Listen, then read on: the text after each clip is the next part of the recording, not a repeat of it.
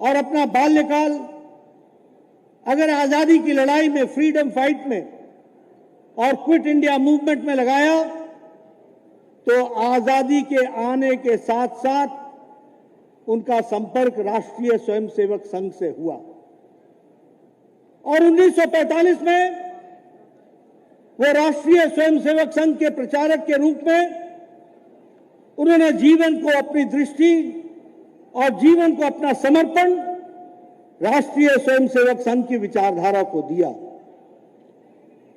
संगठन के विस्तार के लिए,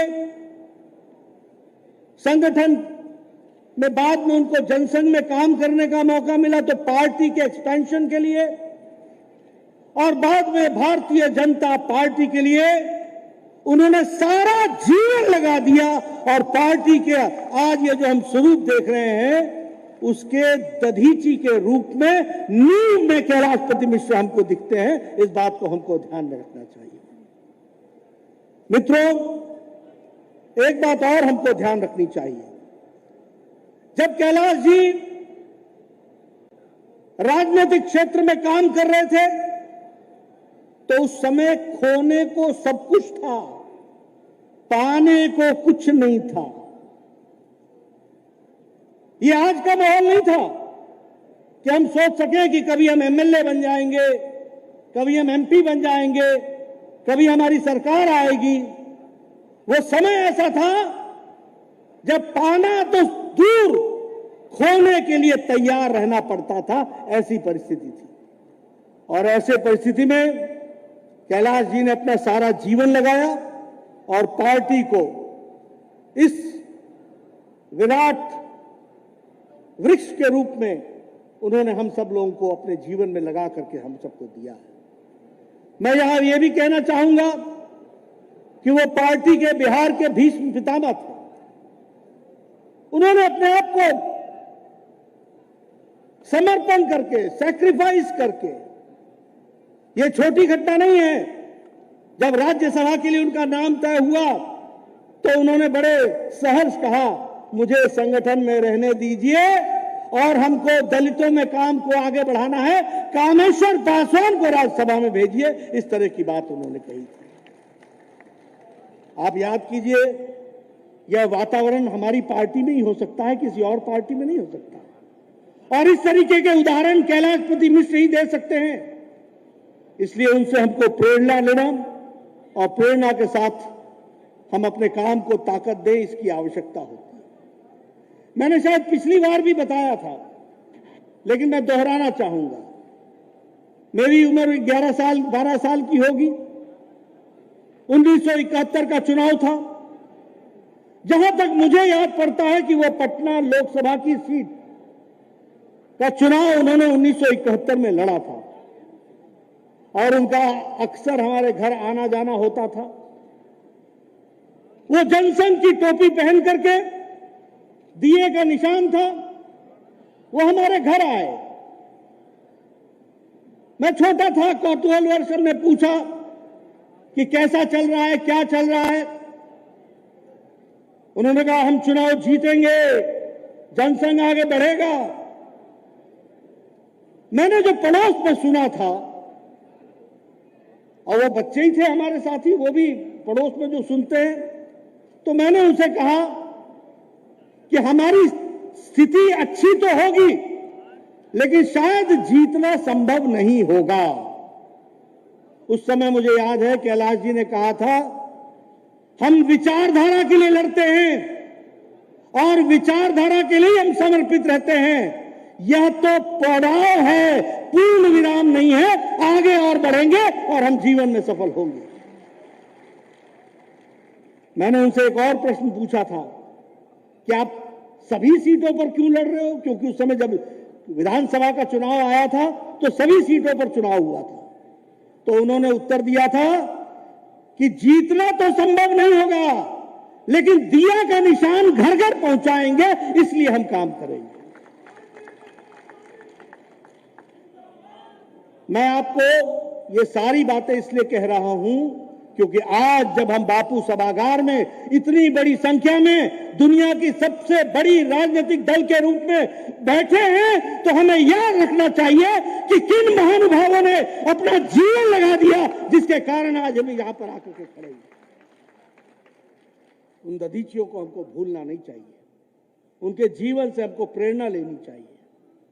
जिस तरीके से उन्होंने विचारधारा की बात कहे, तो वो अपने आप में एक संस्था थे। मैं सभी का नाम नहीं ले सका, सभी अध्यक्षों का, और मैं देख रहा हूं कि जब अध्यक्षों को मैंने देखा तो यहां भी अध्यक्ष, 2 पीढ़ियों के अध्यक्ष तो यहां मुझे दिखते हैं, और ये सभी अध्यक्ष कैलाशपति मिश्रा जी के हाथों के बनाए हुए कार्यकर्ता हैं। ये भी हमको समझना चाहिए। कितनी लंबी तपस्या रही। इसीलिए मैं कहता हूं कि कैलाश जी अपने आप में एक संस्था थे, एक इंस्टीट्यूशन थे, और उन्होंने दलितों के लिए, आज ये जातीयता की बात, जनगणना की बात हर एक तरीके से होती है, कैलाश जी ने समाज के सभी वर्गों को बराबर से आगे बढ़ाने का काम किया और एक माला में पिरोने का काम किया, तो कैलाशपति मिश्र जी ने किया। मुझे याद है वो बिहार के फाइनेंस मिनिस्टर थे जब कर्पूरी ठाकुर ने पहली बार ओबीसी का रिजर्वेशन लगाया था। मुझे याद है कि दलितों के लिए और सोशल सामाजिक न्याय के लिए कैलाश जी हमेशा लड़ते रहे। मुझे याद है कि आज भारतीय जनता पार्टी, जिसमें सभी समाज के लोग नेतृत्व कर रहे हैं, इसकी नींव किसी ने रखी है तो कैलाशपति मिश्र ने रखी। ये बात भी हमको ध्यान में रखनी चाहिए। इसलिए मित्रों, मैं यहां यह भी कहना चाहता हूं कि जो उस बात के लिए कैलाश जी ने अपना जीवन लगाया, वही भारतीय जनता पार्टी की सोच, विचारधारा, दृष्टि, कार्य करने का तरीका, उसी को उन्होंने आगे बढ़ाया। यह अंत्योदय, अंत वाले अंत व्यक्ति, समाज में खड़ा हुआ अंतिम पायदान पे व्यक्ति, उसकी चिंता हो, इसको किसने रखा था? ये पंडित दीनदयाल उपाध्याय जी के एकात्म मानववाद से निकला हुआ अंत्योदय था, और इसको आगे मोदी जी ने बढ़ाया। सबका साथ, सबका विकास, सबका विश्वास और सबका प्रयास, इसको करके दिया तो नरेंद्र मोदी जी ने करके दिया। गांव, गरीब, वंचित, पीड़ित, शोषित, दलित, महिला, युवा, किसान, सबको सशक्तिकरण के साथ समाज में खड़ा करो, इस उद्देश्य को लेकर के पिछले 10 साल से प्रधानमंत्री मोदी जी कार्य में जुटे हैं। मैं ठीक बोल रहा हूं कि नहीं बोल रहा हूं? मैं ठीक बोल रहा हूं कि नहीं बोल रहा हूं? मित्रों, ये सबका साथ, सबका विकास ये नारा नहीं है, ये हमारे जीवन में कार्य करने का लक्ष्य है। आप बताइए, प्रधानमंत्री किसान सम्मान निधि, इसने किसानों को ताकत दी है कि नहीं दी है? आप बताइए, उज्ज्वला योजना, इसने महिलाओं का सशक्तिकरण किया है कि नहीं किया है? आप बताइए, स्वच्छता अभियान में 12 करोड़ बहनों को इज्जत घर दे करके महिलाओं को इज्जत देने का काम मोदी जी ने किया है कि नहीं किया है? आप बताइए, ये सौभाग्य योजना के तहत कोई भी घर बिना बिजली के न रह जाए, इसका काम प्रधानमंत्री मोदी जी ने किया कि नहीं किया? मैं इसलिए आपसे कह रहा हूं, आप बताइए, प्रधानमंत्री गरीब कल्याण अन्न योजना में 80 करोड़ की जनता को 5 किलो गेहूं या 5 किलो चावल, ताकि भारत का कोई भी व्यक्ति भूखा न सोए, इसकी व्यवस्था की कि नहीं की? ये सबका साथ, सबका विकास, सबका विश्वास, सबका प्रयास, उसका जीता जागता ये रास्ता है, इसको हमको समझना चाहिए। और इसीलिए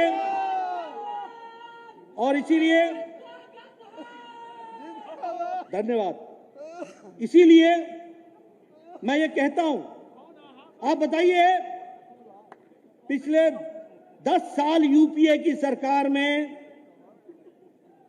ये नारी सशक्तिकरण विधेयक ये पार्लियामेंट में पड़ा रहा कि नहीं पड़ा रहा?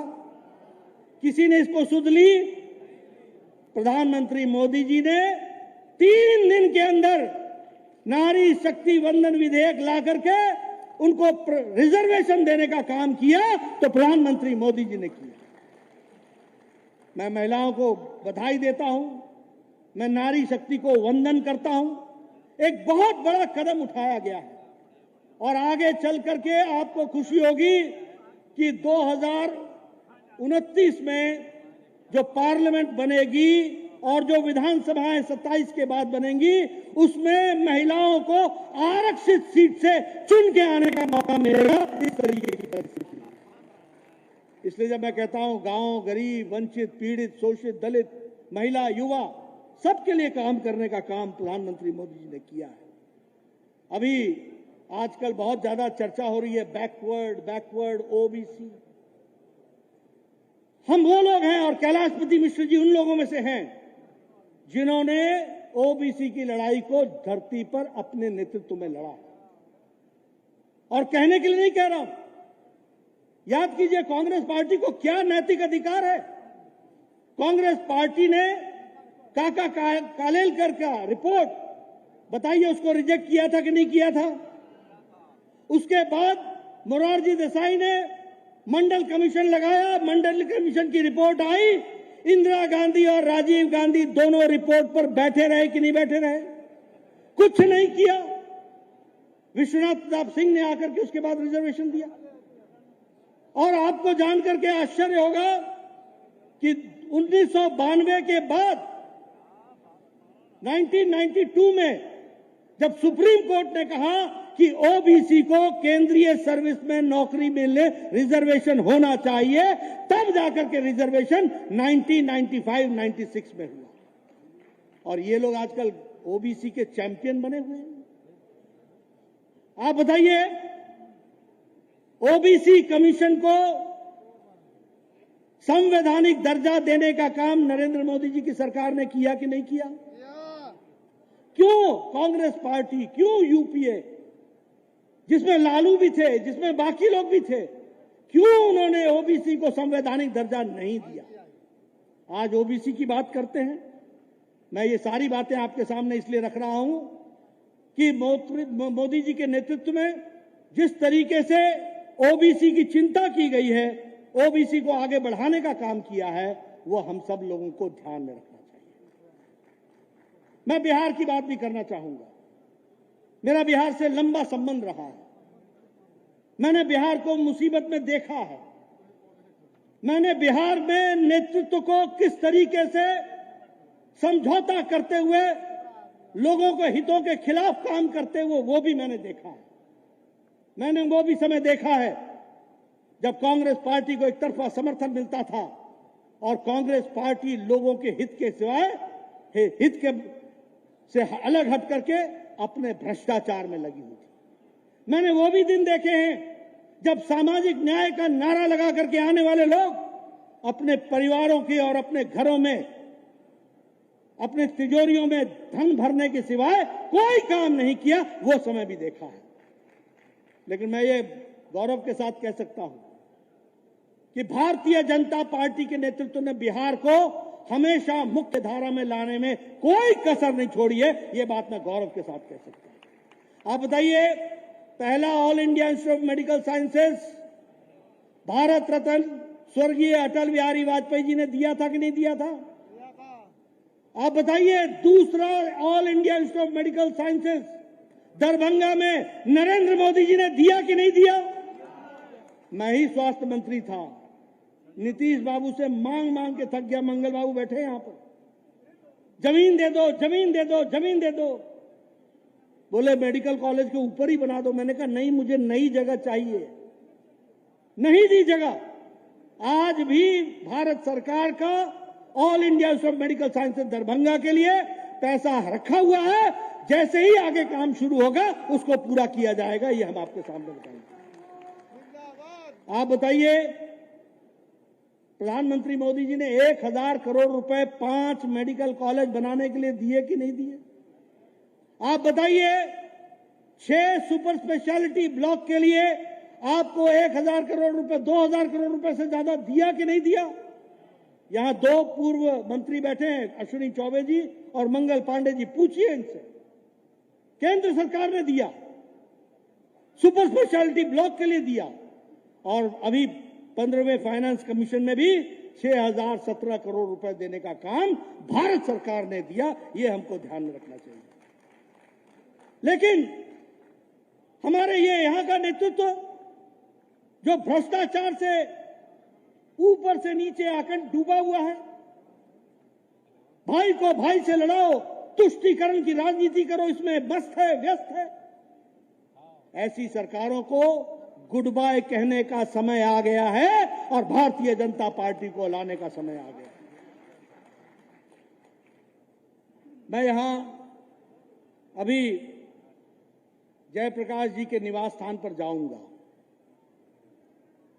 मुझे याद है मेरा बचपन जयप्रकाश नारायण के आंदोलन के समय गुजरा था। मुझे याद है कदम कुआं में मैं जयप्रकाश नारायण के घर के आसपास कभी न कभी किसी न किसी बहाने आया करता था। सुशील मोदी जी, रविशंकर जी, राजेंद्र गुप्ता जी, अश्विनी चौबे जी, ये सब लोग उन दिनों जयप्रकाश नारायण जी के सानिध्य में आंदोलन को आगे बढ़ाने का काम कर रहे थे। मुझे याद है कि उसी समय लालू और नीतीश जी भी कदम कुआं के चक्कर लगाया करते थे। आज मैं सोचता हूं क्या से क्या हो गया, कहां से चले थे और कहां पहुंच गए। स्वर्गीय जयप्रकाश नारायण इंदिरा गांधी जी के विरोधी थे। ये लालू जी ने अपनी बेटी का नाम मीसा, ये maintenance of internal security act में वो बंद थे तब रखा था। जिन्होंने अपनी जवानी विचारधारा के लिए लड़ने के लिए तय किया था, वो समझौते में आकर के आजकल उसी इंदिरा परिवार की चौथी पीढ़ी के साथ गलबाइयां कर रहे हैं और उनका स्वागत कर रहे हैं। ये भी मुझे देखने का मौका मिला। मैं सोचता हूं राजनीति भी कैसी चीज है, कुर्सी भी कैसी चीज है। समझौता करते करते कहां पहुंच गए। यही पटना की धरती पर तुम सोनिया और राहुल को स्वागत करने के लिए खड़े हो गए। यही विचारधारा की लड़ाई थी, इसीलिए तुमने अपनी जवानी दी थी, इसीलिए तुम maintenance of internal security act में गए थे। लेकिन सत्ता और सत्ता के साथ साथ सत्ता सुख, इसके साथ समझौता करने वाले ये लोग, इनकी राजनीतिक विचारधारा कहां से चली और कहां पहुंच गई, कहां से संपूर्ण क्रांति और कहां से सामाजिक न्याय से निकल कर ये कहां पहुंच गए, यह भी हम सब लोगों ने देखा है। मैं यहां यह भी कहना चाहूंगा, आजकल ये इंडी अलायंस की बात हो रही है। आप जानते हैं ना इंडी अलायंस, जानते हैं? ये जो इंडी अलायंस है ये 3 आधार पर खड़ा है। पहला परिवारवाद, दूसरा भ्रष्टाचार और तीसरा तुष्टीकरण। आप देखिए, मैं आपके सामने भारत का नक्शा खींच के बताना चाहता हूं। जम्मू कश्मीर कौन है? फरूक अब्दुल्ला, उमर अब्दुल्ला, बाप बेटा। पीडीपी कौन है? पहले मुफ्ती मोहम्मद, बाद में महबूबा मुफ्ती। आप नीचे आइए, आप देखेंगे शिरोमणि अकाली दल प्रकाश सिंह बादल और सुखबीर बादल, बाप बेटा।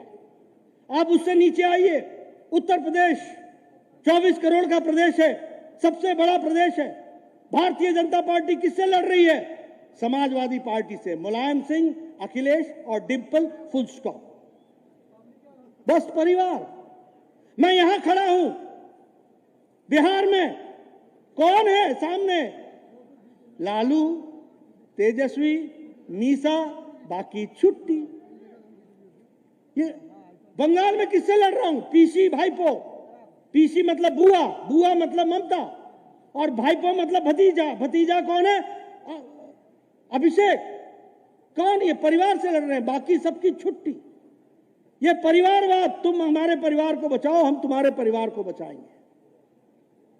हम तेलंगाना में किससे लड़ रहे हैं? केसीआर, केटीआर, कविता, बाप, बेटा, दामाद, बेटी। हम तमिलनाडु में किससे लड़ रहे हैं? स्टालिन, पहले करुणानिधि, फिर स्टालिन, फिर उदयनिधि स्टालिन। हम महाराष्ट्र में किससे लड़ रहे हैं? शिवसेना, उद्धव ठाकरे, आदित्य ठाकरे। ये सब परिवार की पार्टियां हैं। और कांग्रेस में भी कौन है? Sonia, Rahul, Priyanka, full stop. ये सब परिवार की पार्टियां हैं। और मैं यहां दोबारा दोहराना चाहता हूं, मेरे बातों का बहुत बुरा लगा था विपक्षी दलों को, मैं दोबारा बोलना चाहता हूं, ये पहले ये बनती हैं क्षेत्रीय पार्टियां, रीजनल पार्टी, और रीजनल पार्टी के बाद बनती हैं ये पारिवारिक पार्टी। और भारत की प्रजातंत्र परिवारवाद को कभी भी प्रश्रय नहीं देगा, विचारधारा को प्रश्रय देगा। इसलिए परिवारवाद पार्टियों का समाप्त होना निश्चित है, ये आप मान करके चलिए। मैं भ्रष्टाचार की बात करूंगा। कांग्रेस पार्टी अकेली 12 लाख करोड़ रुपए का चूना लगाने वाली यूपीए की सरकार कांग्रेस पार्टी, भ्रष्टाचार पे भ्रष्टाचार। मुलायम सिंह की party Akhilesh, laptop scam, food grain scam, Gomti river front scam. Lalu Tejashwi, ये तो मां, पिता, बेटा और माता, ये तीनों ही तो कल बेल करा करके आए हैं ना, कल ही तो करा के आए हैं।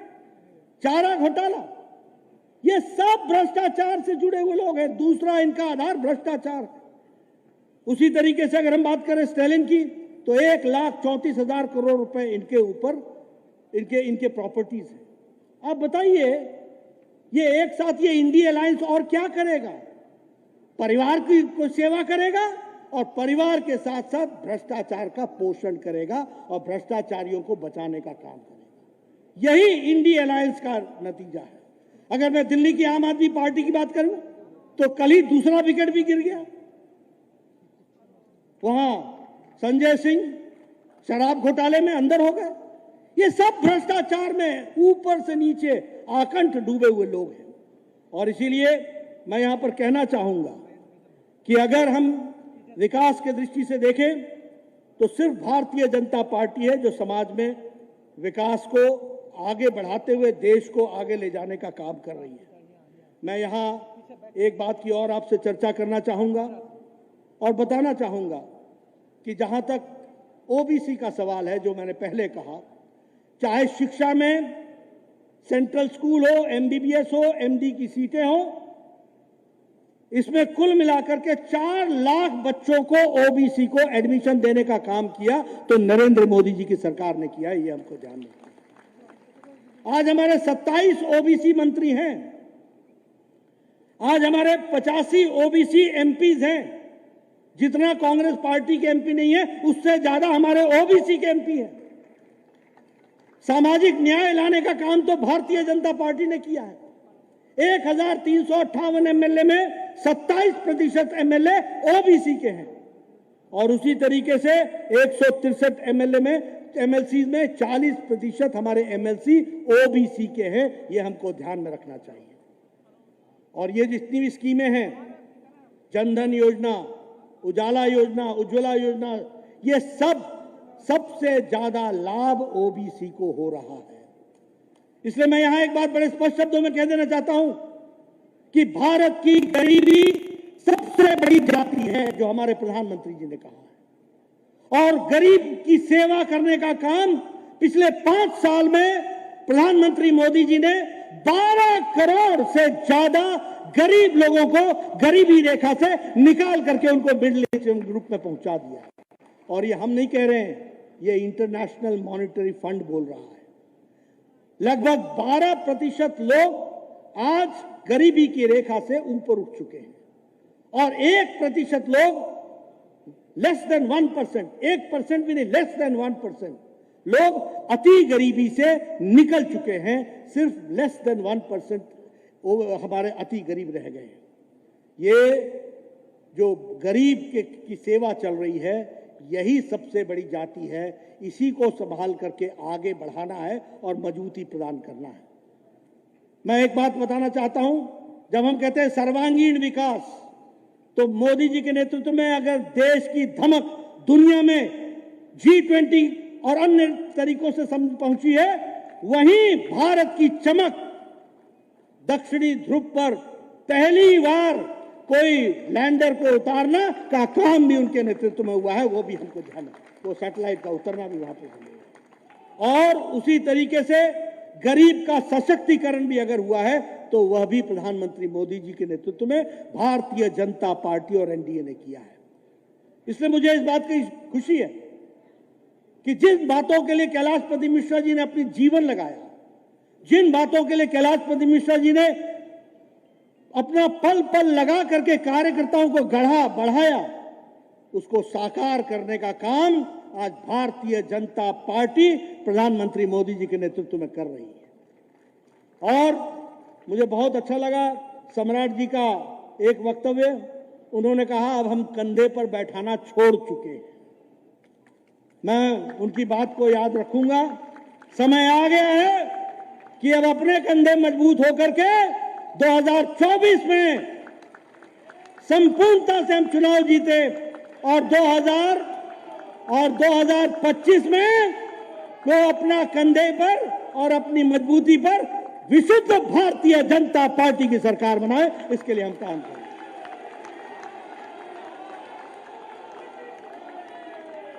मित्रों, इस जन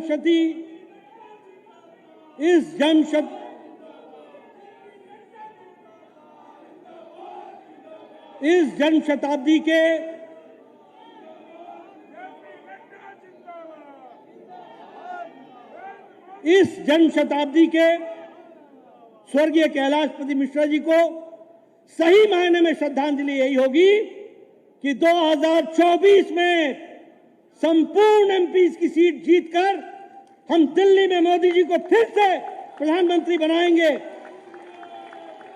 और कैलाशपति मिश्र जी को सच्ची श्रद्धांजलि वही होगी कि 2025 में भारतीय जनता पार्टी का कमल खिलेगा और हमारी सरकार बनेगी। बोलिए, करेंगे ना? करेंगे ना? करेंगे ना? करेंगे ना? आपने मेरी बात सुनी, आपका बहुत बहुत धन्यवाद। बोलिए, भारत माता की, भारत माता की, भारत माता की। स्वर्गीय कैलाशपति मिश्र अमर रहे। बहुत बहुत धन्यवाद।